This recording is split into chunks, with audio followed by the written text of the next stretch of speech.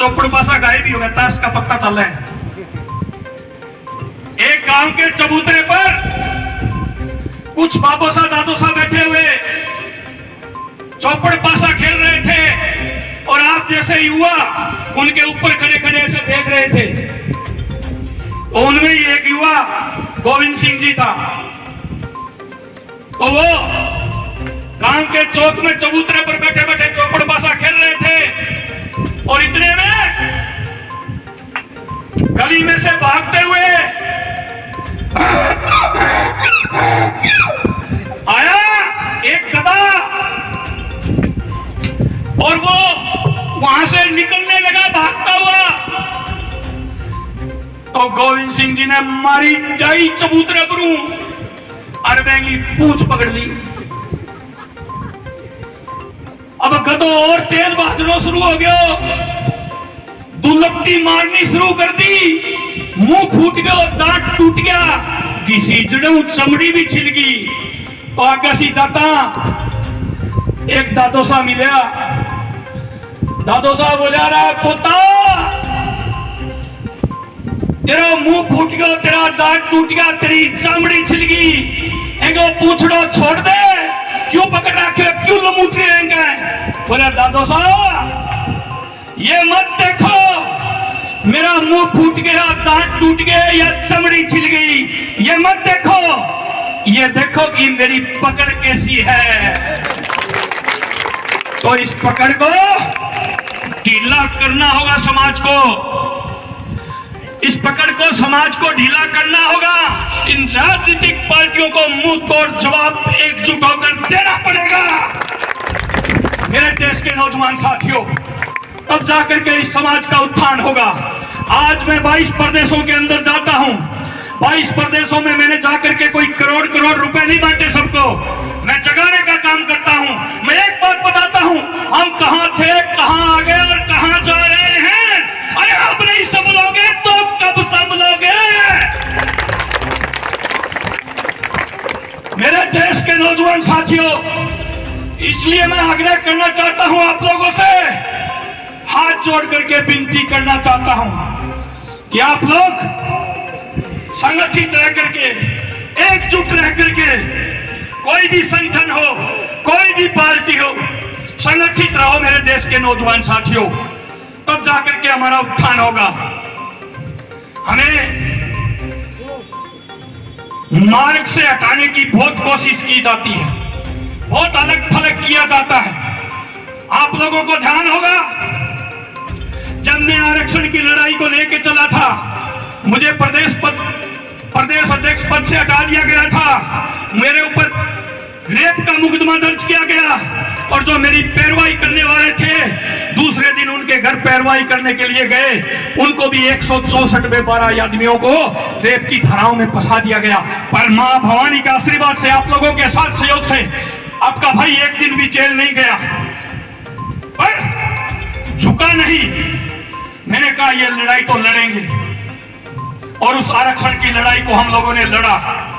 अगर हम उस समय दबाव में आ जाते तो ये आज तो ईडब्ल्यूएस 10% आरक्षण मिला है, ये नहीं मिलता मेरे देश के नौजवान साथियों। अब कहने को कोई भी श्रेय लेने के लिए आ जाए कि हम लोगों ने दिलाया है, पर सबको पता है तो इस आरक्षण की पहले से लड़ाई लड़ रहे थे, उन्होंने भी मुझे कहा कि बेटा ये आरक्षण आर्थिक आधार पर जिंदगी में नहीं मिलेगा, क्यों तो तुम मुकदमे खा रहा है और क्यों इस देश के युवाओं पर मुकदमे लगा रहा है, आर्थिक आधार पे तो जिंदगी में नहीं मिलेगा।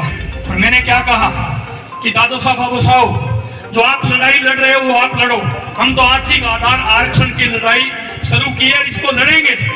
और देख लो, राष्ट्रपति तक की मोहर लग करके और ये आरक्षण आज हमें मिल गया।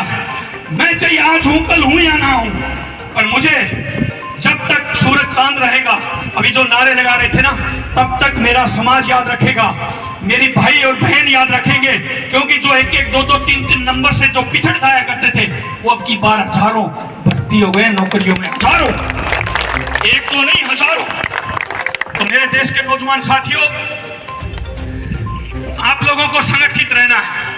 आपको हमारे समाज पर आंच आए या हमारे धर्म पर आंच आए, उठा लो तलवार, ये बात गीता में भी लिखी हुई है,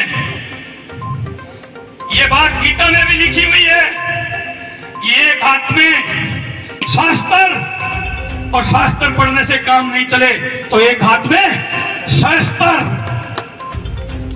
तो मेरे देश के नौजवान साथियों, जब आंच आए बहन बेटी पर, गाय पर, मंदिर पर, आंच आए समाज पर, आंच आए धर्म पर, तो हथियार उठाना जायज है।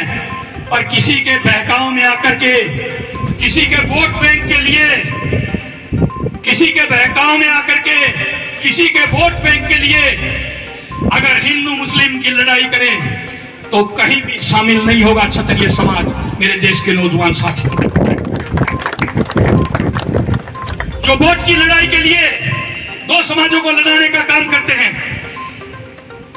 मेरा तो एक कहना है, हर मुस्लिम गुरु अफजल नहीं हुआ करता, हर मुस्लिम गुरु अफजल नहीं हुआ करता।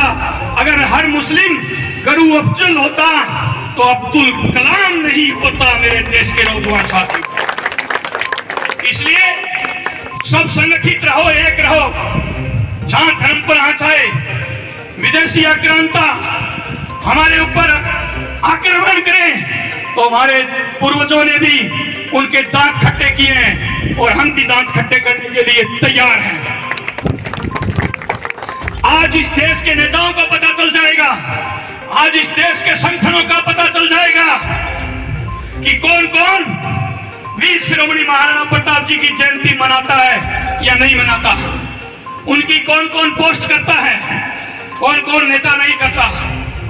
मेरे देश के नौजवान साथियों, जो आपका नहीं, जो हमारा नहीं, हम भी उसके नहीं। ये नारा आप लोगों को देना होगा, तब जाकर के हमारा भला होगा। पत्थर को भी कर दे पानी, पत्थर को भी कर दे पानी।